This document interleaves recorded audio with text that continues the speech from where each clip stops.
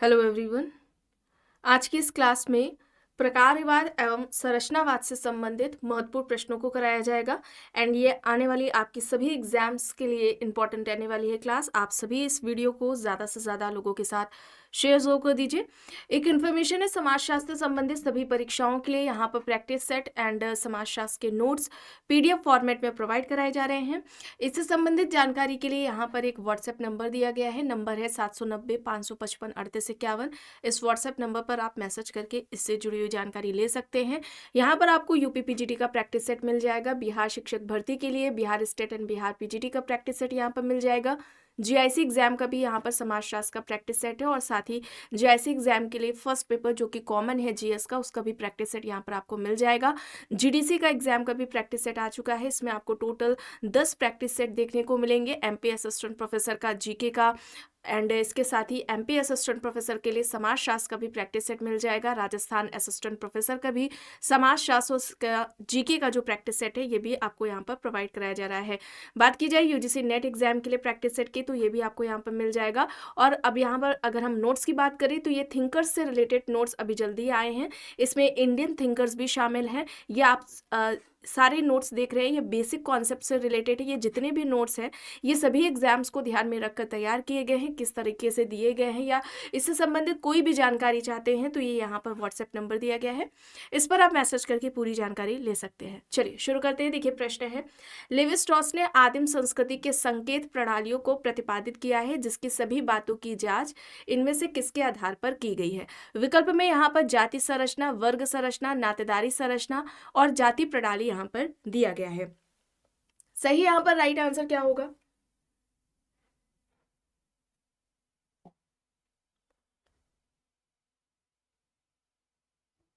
यहाँ पर right answer क्या होगा? नातेदारी संरचना होगा। ऑप्शन सी यहाँ पर राइट आंसर हो जाएगा। ठीक है, लेवी स्ट्रॉस की बात की जाए तो लेवी स्ट्रॉस ने सामाजिक संरचना को नातेदारी संरचना के आधार पर वर्णित किया था, उसे समझाने का प्रयास किया था और इन्होंने कहा था कि सामाजिक संरचना का आकार, सामाजिक संरचना का जो साइज है, आकार है, वह कितना ही छोटा क्यों ना हो, उसमें इन्होंने 4 मूलभूत संबंधों की बात की थी। ठीक है, 4 मूलभूत संबंधों की बात की थी और ये संबंध कौन कौन से अक्सर एग्जाम्स में आ जाते हैं। तो एक इन्होंने भाई बहन का संबंध बताया है। ठीक है, भाई बहन का संबंध है। इसके अलावा दूसरा संबंध यहाँ पर पति पत्नी का हो जाएगा। ठीक है, पति पत्नी का संबंध हो जाएगा। तीसरा यहाँ पर पिता पुत्र का हो जाएगा। ठीक है, पिता पुत्र का संबंध हो जाएगा। और चौथा जो संबंध है वह मामा भांजा के बीच में संबंध है। ठीक है, मामा भांजे का जो संबंध होता है, ये 4 तरह के उन्होंने संबंध की बात की थी। ठीक है, इन्होंने क्या कहा कि जो सामाजिक संरचना है उसका आकार कितना ही छोटा क्यों ना हो, इसमें 4 मूलभूत संबंध अवश्य पाए जाते हैं। ये यहाँ पर 4 संबंध आपको बताए गए हैं, इन्हें आपको याद रखना है, एग्जाम्स में पूछा जा सकता है। और इन्हीं 4 संबंधों को नातेदारी, ये लेवी स्ट्रॉस ने क्या कहा है? समाज का प्रारंभिक ढांचा कहा है। ठीक है, समाज का प्रारंभिक ढांचा कहा है इन्होंने। इंपॉर्टेंट है, याद रखेंगे, समाज का प्रारंभिक ढांचा या फिर अगर हम कहें इसे नातेदारी अणु। ठीक है, नातेदारी अणु, ये कॉन्सेप्ट आता है कि नातेदारी अणु का जो कॉन्सेप्ट है वो किसके द्वारा दिया गया है, तो ध्यान रखेंगे लेवी स्ट्रॉस के द्वारा दिया गया है। इंपॉर्टेंट है, इसे आप याद रखेंगे। चलिए आगे देखते हैं। प्रश्न है, या किसने माना कि सामाजिक संरचना में व्यक्ति के साथ सभी सामाजिक संबंध वास्तव में यथार्थ संबंध होते हैं? ऑप्शंस देख ले, AR रेडक्लिफ ब्राउन, जिन्सबर्ग, आके मर्टन, रेमंडफोर्थ यहाँ पर दिया गया है। या किसने माना कि सामाजिक संरचना में व्यक्ति के साथ सभी सामाजिक संबंध वास्तव में यथार्थ संबंध होते हैं? यहाँ पर राइट क्या हो जाएगा? यहाँ पर राइट आंसर क्या हो जाएगा? यहाँ पर राइट आंसर हो जाएगा रेडक्लिफ ब्राउन। ठीक है, रेडक्लिफ ब्राउन होगा। ऑप्शन ए यहाँ पर राइट आंसर हो जाएगा। रेडक्लिफ ब्राउन का क्या कहना था कि जो व्यक्तियों के बीच में पारस्परिक संबंध है, ठीक है, व्यक्ति क्या है, पारस्परिक रूप से जो संबंधित होता है और इन्होंने इन्हीं संबंधों से, ठीक है, इन्हीं संबंधों के आधार पर इन्होंने कहा था कि जो सामाजिक संरचना होती है, सोशल स्ट्रक्चर होता है, उसका निर्माण होता है। ठीक है, और ये भी कहते हैं रेडक्लिफ ब्राउन, ये जो पारस्परिक संबंध है जिसके द्वारा सामाजिक संरचना का निर्माण हो रहा है, ये संबंध वास्तव में स्वतंत्र संबंध नहीं होते हैं, बल्कि ये संस्थाओं के द्वारा, नियमों के द्वारा परिभाषित होते हैं। न केवल परिभाषित होते हैं बल्कि ये नियमित होते हैं और यह नियंत्रित भी होते हैं। ठीक है, तो ये इन बातों को आप ध्यान में रखेंगे, ये एग्जाम्स में पूछा जा सकता है। ठीक है, इनके अकॉर्डिंग क्या कहना है, रेडक्लिफ ब्राउन का कि व्यक्ति जो पारस्परिक रूप से संबंधित है, ठीक है, व्यक्ति पारस्परिक रूप से संबंधित है और इन्हीं संबंधों के द्वारा क्या होता है, सामाजिक संरचना का निर्माण होता है। ठीक है, स्टेटमेंट देकर पूछा जा सकता है कि ये किसके द्वारा बोला गया है। चलिए आगे देखते हैं। प्रश्न है जे अलेक्जेंडर ने प्रकारवाद की प्रमुख कमियां बताई हैं। ऑप्शन है यहाँ पर व्यक्तिवाद का विरोध, रूढ़िवाद एवं आदर्शवाद, या फिर ए और बी दोनों ही सही है, या फिर इनमें से कोई भी नहीं सही है। अलेक्जेंडर ने प्रकारवाद की प्रमुख कमियां इनमें से कौन सी बताई है। यहां पर बताएं सही क्या होगा।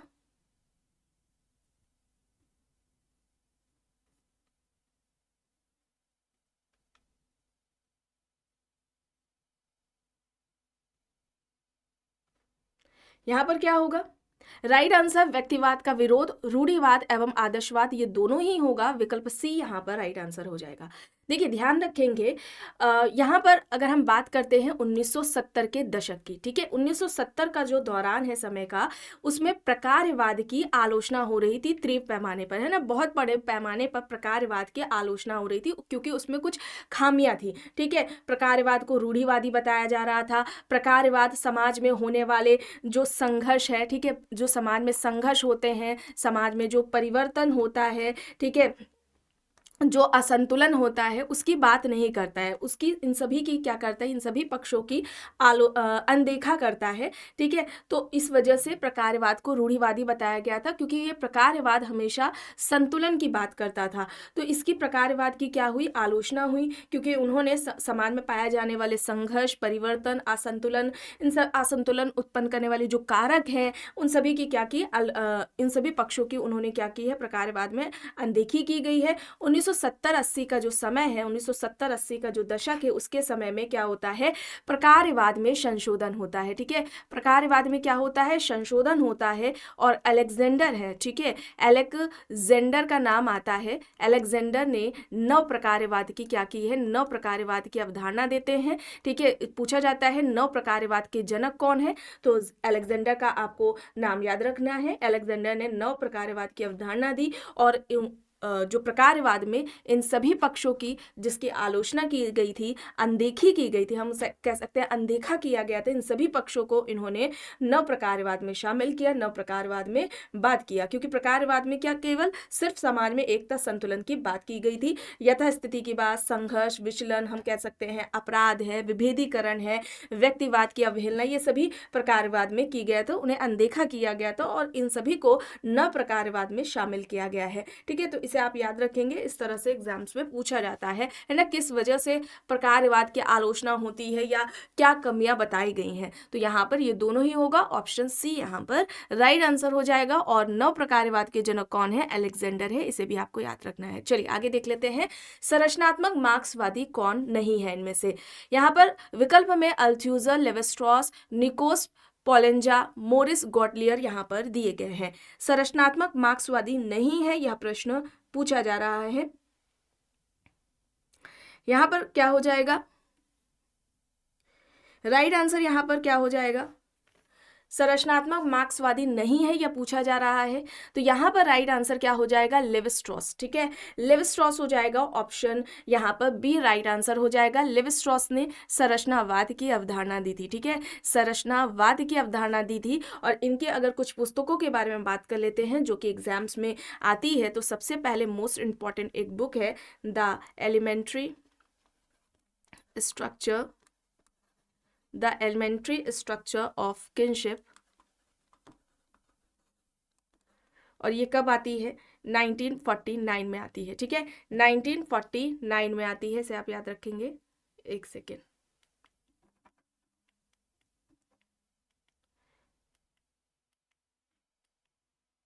कब आती है, 1949 में आती है ये पुस्तक। इसके अलावा अगर हम बात करते हैं, दूसरी पुस्तक है स्ट्रक्चरल एंथ्रोपोलॉजी का आपको याद रखना है। स्ट्रक्चरल एंथ्रोपोलॉजी है, 1958 में आती है पुस्तक। ठीक है, ये भी इनकी पुस्तक है। एक है द सेवेज माइंड, ये कब आती है, ये आती है 1962 में। इन पुस्तकों को आपको ध्यान में रखना है, लेवी स्ट्रॉस के द्वारा बताई गई हैं, उनकी मतलब की पुस्तकें हैं, ये एग्जाम्स में पूछ ली जाती है। आगे चलते हैं, देखते हैं प्रश्न। निम्न प्रकारवादियों को उनके द्वारा दिए गए योगदान के कालक्रम के अनुसार व्यवस्थित करना है। यहाँ पर देखिए विकल्प में 5 है, Radcliffe Brown, Malinowski, Durkheim, R K. Merton, Talcott Parsons यहाँ पर दिए गए हैं। सही क्या होगा? यहाँ पर राइट आंसर क्या हो जाएगा?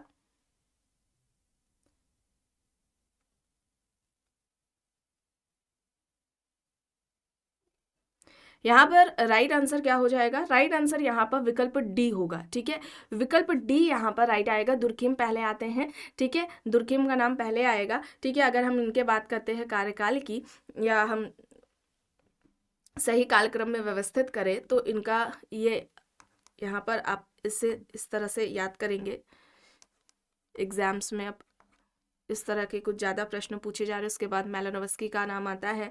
मैलिनोवस्की का 1884 था 1942 तक। ठीक है, ये मैलिनोवस्की का याद रखेंगे।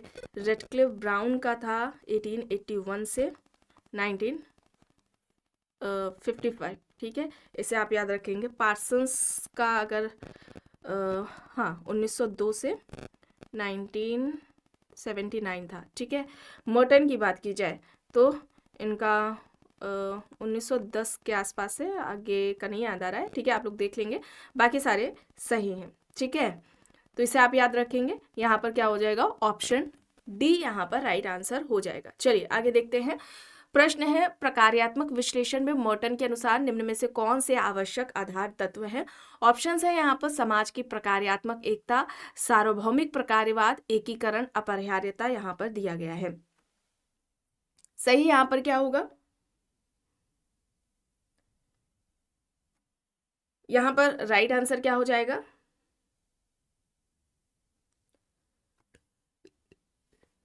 समाज की प्रकार्यात्मक एकता की बात की है, सार्वभौमिक प्रकार्यवाद और अपरिहार्यता की बात की है। ऑप्शन सी यहाँ पर राइट होगा। चलिए अब यहाँ पर देखिए पुस्तकें दी गई हैं। 44 जुवेनाइल थ्रिफ्स है, लेबलिंग थ्योरी है, सामाजिक सिद्धांत है, और विचलन के 2 प्रकार यहाँ पर हैं, प्राथमिक और द्वितीयक विचलन। देखिए लेमर्ट है यहाँ पर, लेमर्ट ने विचलन के 2 प्रकार बताए थे, प्राथमिक विचलन और द्वितीयक विचलन। इसके अलावा जॉन वॉल्वी की पुस्तक है 44 वाली, है ना, 44 जुवेनाइल थ्रीव्स है। मर्टन की अगर हम बात करें, मर्टन ने यहाँ पर सामाजिक सिद्धांत दिया था, और हॉवर्ड बेकर ने इनका ये अपराध से संबंधित लेबलिंग थ्योरी हो जाएगी। यहाँ पर ऑप्शन ए हो जाएगा राइट आंसर। चलिए आगे देखते हैं। प्रश्न है, पार्सन्स के अनुसार निम्न में से कौन सा एक समाज का उद्विकास स्तर नहीं है? ऑप्शंस यहाँ पर दिए गए हैं, निम्न आदिम स्तर, जंगली स्तर, माध्यमिक समाज और औद्योगिक समाज। पार्सन्स के अनुसार इनमें से कौन सा समाज का एक उद्विकास स्तर नहीं है? यहाँ पर राइट क्या हो जाएगा?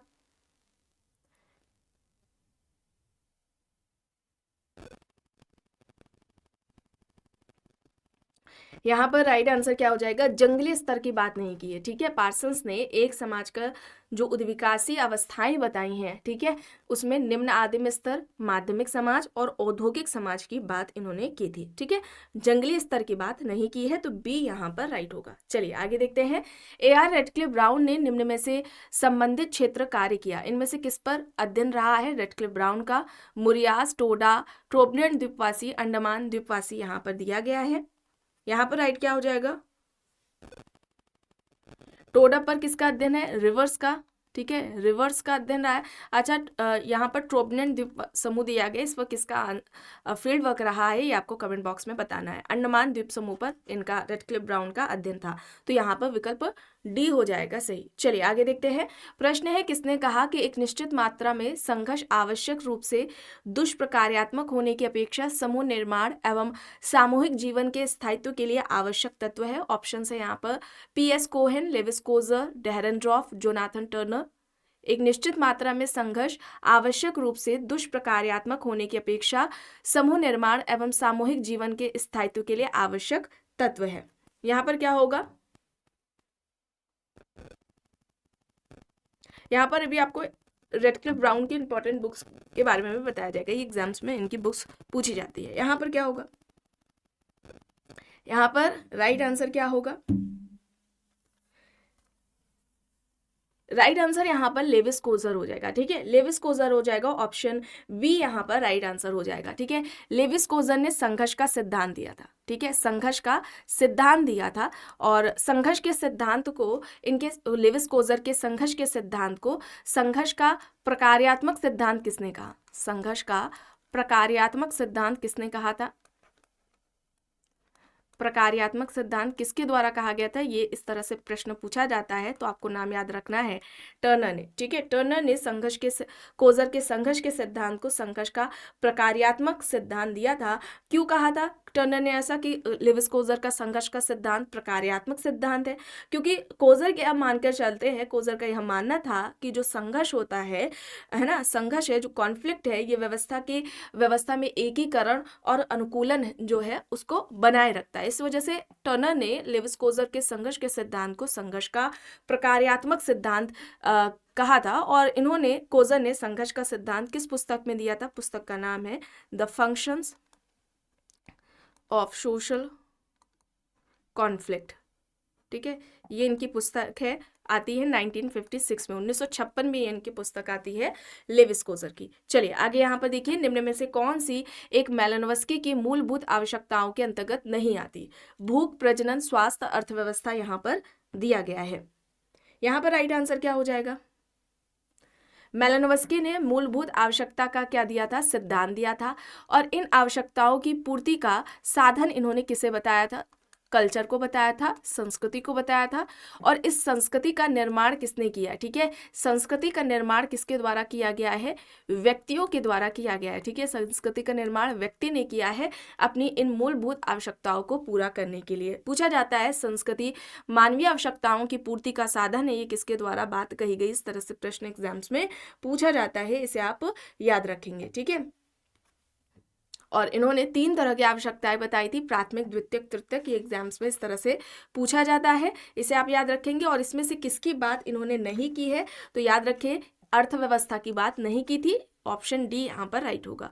चलिए अब यहाँ पर देखिए, संरचनात्मक प्रकार्यात्मक चिंतक समाज का वर्णन करते हैं। ऑप्शंस देख ले, भूमिकाओं और संस्थानों के एक मानक ढांचे के रूप में, सूक्ष्म स्तर पर अंतःक्रिया के एक जटिल जाल के रूप में, संघर्ष, असमानता और अलगाव के स्रोत के रूप में, या फिर सामाजिक संबंधों की एक अस्थिर संरचना के रूप में।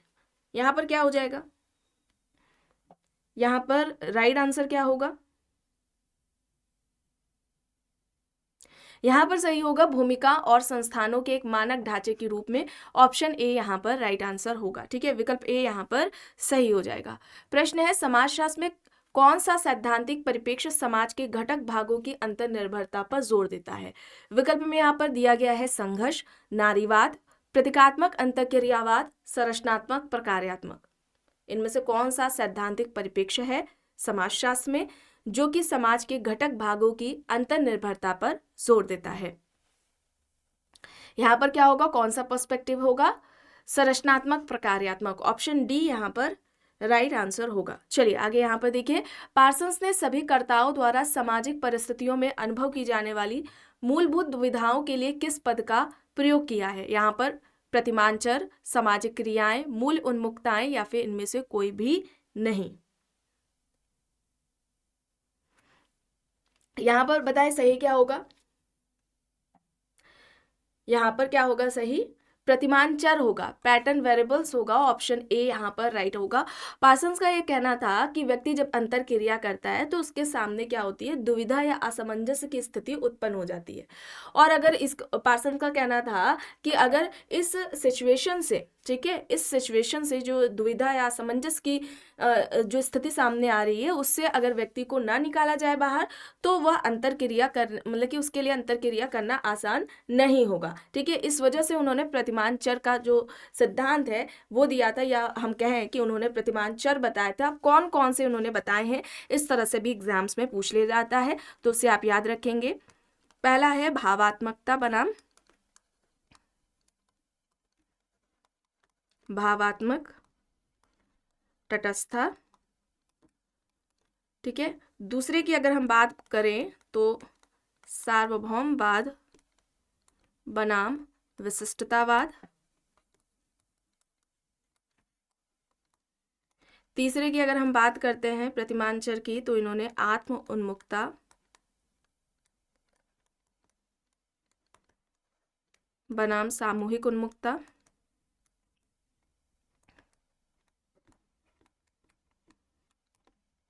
चौथा यहाँ पर प्रदत्त बनाम अर्जित हो जाएगा, और पांचवा हो जाएगा विसरण बनाम विनिर्दिष्टता। ठीक है, इसे आप याद रखेंगे, एग्जाम्स में पूछ लिया जाता है, ऑप्शंस पे दे दिया जाएगा किसकी बात पार्सन्स ने की है या किसकी बात नहीं की है। तो यहाँ पर प्रतिमांचर होगा, ऑप्शन ए यहाँ पर राइट आंसर हो जाएगा। ठीक है, चलिए आगे देखते हैं। पार्सन्स के सामाजिक व्यवस्था सिद्धांत के संदर्भ में निम्न में से कौन सा कथन यहाँ पर सही है? दो यहाँ पर दिए गए। पहला है सामाजिक व्यवस्थाएं व्यक्तियों से निर्मित होती हैं, दूसरा है सामाजिक व्यवस्थाएं एक आदर्श प्रारूपी निर्माण है। तो पार्सन्स के सामाजिक व्यवस्था सिद्धांत के संदर्भ में इनमें से कौन सा कथन सही है, ये यहाँ पर बताना है। पार्सन्स ने सामाजिक व्यवस्था का सिद्धांत दिया था, किस पुस्तक में दिया था? पुस्तक का नाम क्या है? The social system. The social system इनकी पुस्तक है। कब आती है? 1951 में आती है। ठीक है, 1951 में द सोशल सिस्टम इनकी पुस्तक आती है, इसे आप याद रखेंगे। इनका सामाजिक व्यवस्था के बारे में, इनका सोशल सिस्टम के बारे में इनका क्या कहना था? पार्सन्स जब कहते हैं कि व्यक्ति जब एक दूसरे के साथ अंतर क्रिया करता है, आपको कई बार बताया भी गया है ना, व्यक्ति एक दूसरे के संपर्क में आता है, अंतर क्रियाएं उनके बीच में होती हैं। पार्सन यहाँ पर ये ध्यान रखें, पार्सन से कहते हैं कि ये जो अंतर क्रियाएं होती हैं, यह किन्हीं व्यक्ति या समूहों के बीच में ना होकर दो परिस्थितियों के बीच में अंतर क्रियाएं होती हैं। और व्यक्ति की ये जो अंतर क्रियाएं हो रही हैं, व्यक्ति अंतर क्रियाएं कर रहा है, ये समाज के जो मानक मूल्य मानदंड होते हैं उनको ध्यान में रखकर ही व्यक्ति क्या करता है? अंतर क्रियाएं करता है। और जब ये अंतर क्रियाएं निरंतरता का रूप ले लेती है तो ये क्या करती है? प्रतिमान संबंधों को जन्म देती है। और आगे जाकर ये जो प्रतिमान संबंध होते हैं, ये प्रतिमान संबंध ही संस्था का रूप ले लेते हैं, और इसको ही पार्सन्स क्या कहते हैं? सोशल सिस्टम कहते हैं, सामाजिक व्यवस्था कहते हैं। क्लियर? समझ में आया आप लोगों को? ठीक है, व्यक्ति क्या कर रहा है? एक दूसरे के संपर्क में आ रहा है, संपर्क में आएगा तो उसके बीच में क्या होंगी? अंतर क्रियाएं होंगी। पार्सन्स ने कहा कि जो अंतर क्रियाएं होंगी ये किन्हीं व्यक्ति या फिर समूहों के बीच में ना होकर दो परिस्थितियों के बीच में अंतर क्रियाएं होती हैं। और जब अंतर क्रियाएं होती हैं तो ये समाज के नियमों, मूल्यों, मानदंडों को ध्यान में रखकर व्यक्ति अंतर क्रियाएं करता है। अंतर क्रियाएं जब निरंतरता का रूप ले लेती है तो प्रतिमान संबंध बन जाते हैं, प्रतिमान संबंधों को ये जन्म देते हैं, और यही प्रतिमान संबंध आगे जाकर संस्था का निर्माण करते हैं, संस्था का रूप ले लेते हैं, और इन्हें ही हम क्या कहते हैं? सामाजिक व्यवस्था हम कहते हैं। द सोशल सिस्टम में इन्होंने सामाजिक व्यवस्था का सिद्धांत दिया था, आती है 1951 में। ठीक है, यहाँ पर क्या होगा? ये दोनों ही कथन सही होंगे, ऑप्शन सी यहाँ पर राइट आंसर हो जाएगा, विकल्प सी यहाँ पर सही है। चलिए आगे यहाँ पर देखिए, प्रश्न है निम्न प्रकारवादियों में से कौन नव प्रकारवाद का प्रवर्तक है? Peter Berger, J C Alexander, Ulrich Beck, R K Merton यहाँ पर दिए गए हैं। नव प्रकारवाद का प्रवर्तक यहाँ पर पूछा जा रहा है, तो यहाँ पर राइट क्या हो जाएगा? यहाँ पर राइट आंसर क्या हो जाएगा? अलेक्जेंडर। अभी आपको बताया गया नव प्रकारवाद के जनक थे। ठीक है, यहाँ पर क्या होगा? विकल्प बी यहाँ पर राइट आंसर हो जाएगा। इनकी पुस्तकों के बारे में बात करते हैं तो एक है the meanings of social life. ठीक है, इसे आप याद रखेंगे। इसके अलावा है थियोरेटिकल लॉजिक इन सोशोलॉजी। ठीक है, इसे आप याद रखेंगे। एक पुस्तक है अ कंटेम्पररी। ठीक है, अ कंटेम्पररी है इंट्रोडक्शन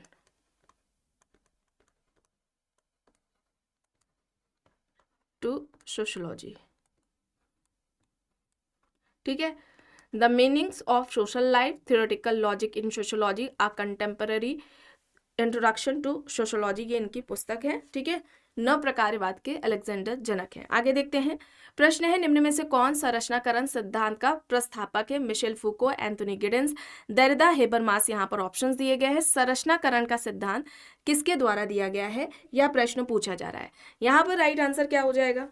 संरचनाकरण का सिद्धांत किसके द्वारा दिया गया है? तो यहाँ पर राइट आंसर क्या हो जाएगा? संरचनाकरण का जो सिद्धांत है ये किसके द्वारा दिया गया है? एंथोनी गिडेंस के द्वारा दिया गया है। गिडेंस का अच्छा क्या कहना था कि जो स्ट्रक्चर है, ठीक है, जो संरचना है और जो कर्ता है यानी कि क्रिया को करने वाला, ठीक है, संरचना और कर्ता ये क्या है, एक दूसरे के विरोधी नहीं है, ठीक है, संरचना और कर्ता एक दूसरे के विरोधी नहीं है। इन्होंने कहा कि जो गिडेंस है वो कहते हैं कि ये दोनों ही क्या है, एक दूसरे पर निर्भर है, संरचना और कर्ता एक दूसरे के ऊपर निर्भर है, एक दूसरे की क्या है, ये सहयोगी हैं, ठीक है, एक दूसरे के ऊपर निर्भर है और एक दूसरे के क्या है, ये सहयोगी है। इन्होंने कहा संरचना का निर्माण, ठीक है, गिडेंस क्या कहते हैं, संरचना का निर्माण कौन करता है, संरचना का निर्माण व्यक्ति करता है, ठीक है, कौन कर रहा है, संरचना का निर्माण व्यक्ति कर रहा है। और यही संरचना आगे जाकर क्या करती है, व्यक्ति की जो क्रियाएं होती हैं उन क्रियाओं को क्या करती है, निर्धारित करती है, ठीक है, क्रियाओं को निर्धारित करती है, निर्देशित करती है। कौन, जो सामाजिक संरचना है, सोशल स्ट्रक्चर है, ठीक है, सामाजिक क्रियाओं, सामाजिक व्यवहारों को ये क्या करती है, निर्धारित करती है। तो संरचना और कर्ता क्या है, एक दूसरे के विरोधी ना होकर एक दूसरे के पूरक है, सहयोगी है। गिडेंस का कहना था कि ये जो स्ट्रक्चर है इसका निर्माण कौन कर रहा है, व्यक्ति कर रही है, यही संरचना आगे जाकर क्या करती है, व्यक्ति की क्रियाओं और उनके व्यवहारों को निर्धारित करती है। यहाँ पर एंथोनी गिडेंस होगा संरचनाकरण का, यह इनके सिद्धांत इनके द्वारा दिया गया है। आगे देखते हैं, प्रश्न है प्रकारवाद विश्लेषण का रूप निर्देशन का निर्माण किसने किया। ऑप्शन है मर्टन, अगस्त कॉम्ट, गारफिंकल, कोहेन यहाँ पर दिया गया है। प्रकारवाद विश्लेषण का रूप निर्देशन का निर्माण किसने किया है। यहाँ पर क्या होगा, यहाँ पर राइट आंसर क्या हो जाएगा,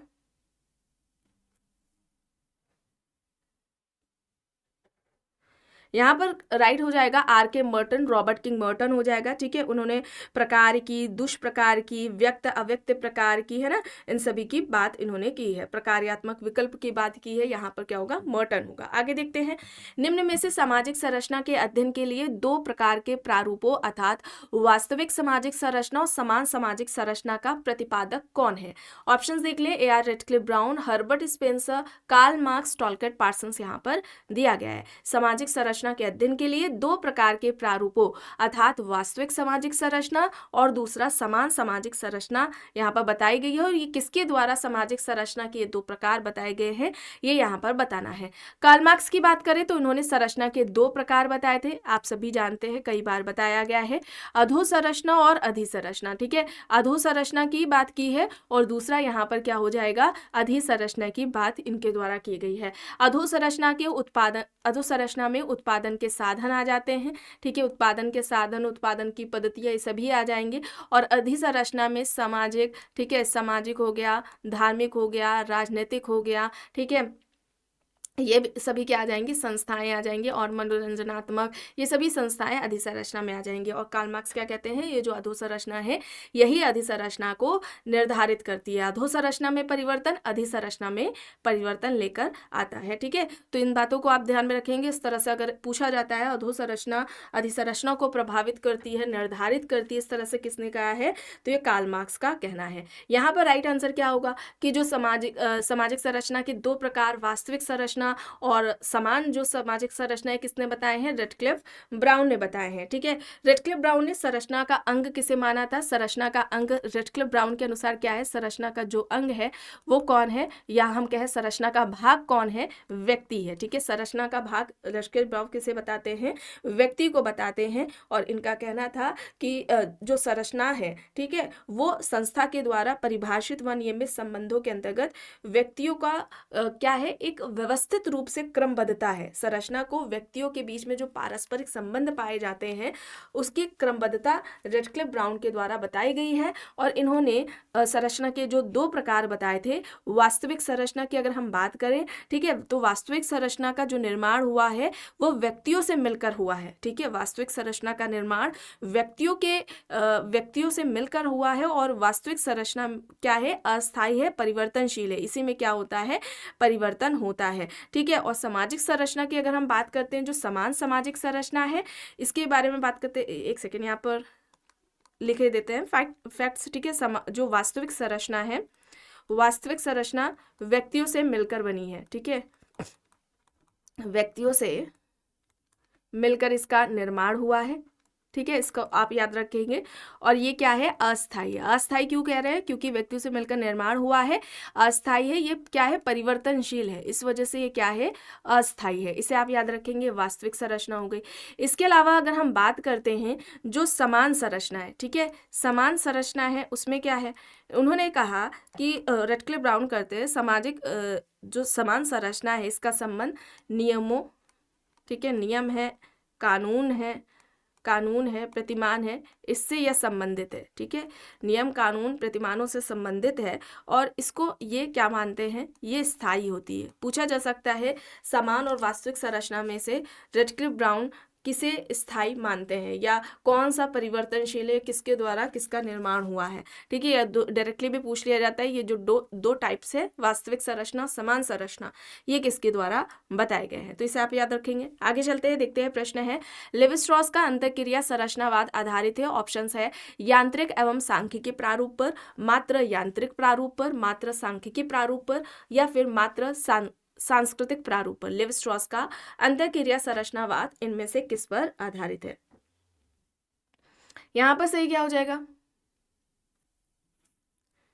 यहां पर राइट आंसर क्या हो जाएगा, यहाँ पर सही होगा यांत्रिक एवं सांख्यिकी प्रारूप पर, ऑप्शन ए यहाँ पर राइट होगा। चलिए अब यहाँ पर देखिए, निम्न में से भूमिका की किस प्रकार की व्याख्या टॉलकट पार्सन्स ने की है। ऑप्शन है यहाँ पर निर्धारित भूमिकाएं, आश्वस्त भूमिकाएं, विषय पूरक भूमिकाएं या फिर पारित भूमिकाएं। भूमिका की किस प्रकार की व्याख्या पार्सन्स ने की है, यह प्रश्न पूछा जा रहा है।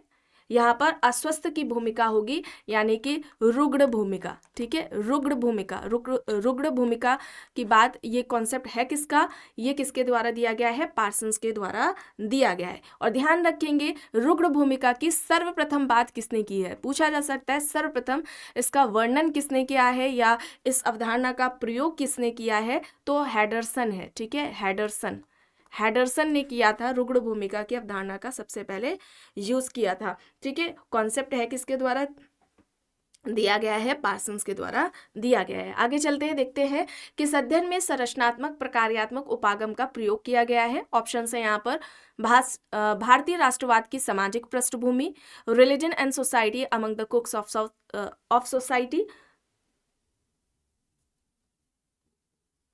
Peasant movement in India, diversities यहाँ पर दिया गया है।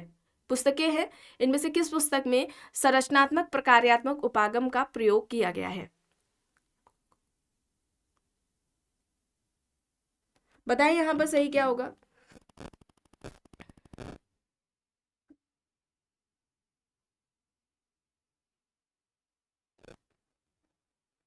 राइट आंसर यहाँ पर क्या हो जाएगा,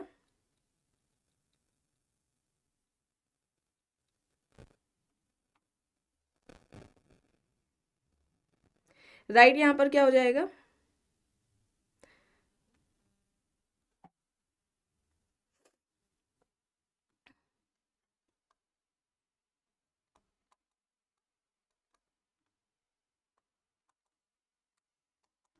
ये 1952 में आती है इनकी बुक। ठीक है, और यही यहाँ पर है religion and society among the कुक्स of south India है। और ये पुस्तक किसकी है, एम.एन. श्रीनिवास की। ध्यान रखेंगे एम.एन. श्रीनिवास के द्वारा यह पुस्तक लिखी गई है, 1952 में आती है।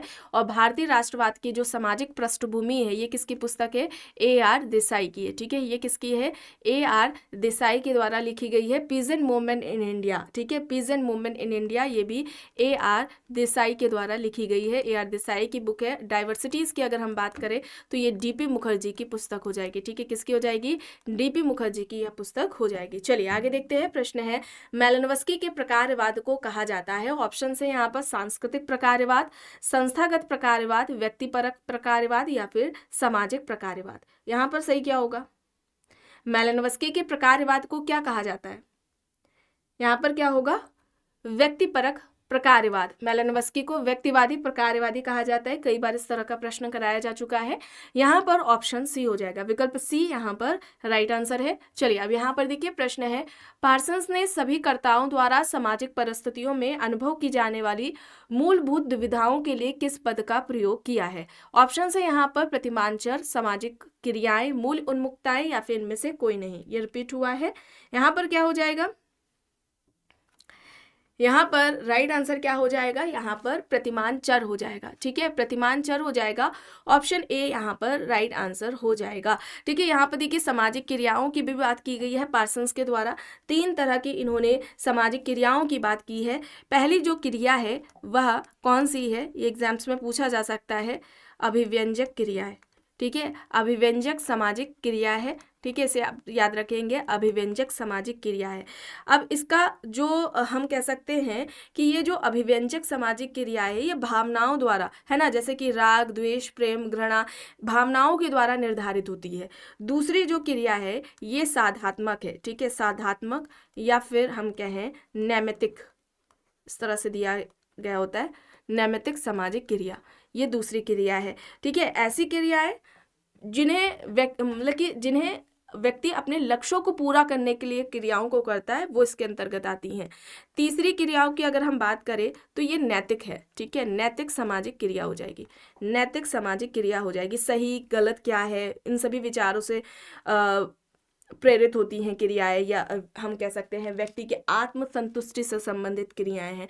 तो ये जो 3 तरह की क्रियाएं हैं ये किसके द्वारा बताई गई हैं, पार्सन्स के द्वारा बताई गई हैं। इसे आप याद रखेंगे, एग्जाम्स में पूछा जा सकता है। चलिए आगे चलते हैं, देखते हैं। प्रश्न है, मॉर्टन के अनुसार निम्न में से कौन सा असंबद्धता की स्थिति की प्रतिक्रियाओं की सीमा के बाहर है। नवीनीकरण, बहिष्करण, विद्रोह, कर्मकांड यहाँ पर दिया गया है। यहाँ पर सही क्या होगा, यहाँ पर सही क्या हो जाएगा, देखिए मॉर्टन ने अनुरूपता की बात की थी, है ना, अनुरूपता की बात की थी, नवाचार की बात की थी, संस्कारवाद की बात की थी। ठीक है, संस्कारवाद है, प्रत्यावर्तनता की बात की है, विद्रोही की बात की है। यहाँ पर बताया जा रहा है सीमा के बाहर है, मतलब कि किसकी बात नहीं की है, तो ये यहाँ पर बहिष्करण होगा। ऑप्शन बी यहाँ पर राइट आंसर हो जाएगा। तो आज के इस क्लास में बस इतना ही। आई होप ये आपको क्लास पसंद आई होगी। अगर पसंद आई है तो प्लीज़ लाइक करिएगा, कमेंट करके ज़रूर बताइएगा। चैनल पर अगर आप नए हैं तो चैनल को भी ज़रूर सब्सक्राइब कर लीजिएगा, एंड इस वीडियो को जितना हो सके ज़्यादा से ज़्यादा लोगों के साथ शेयर भी ज़रूर करिएगा।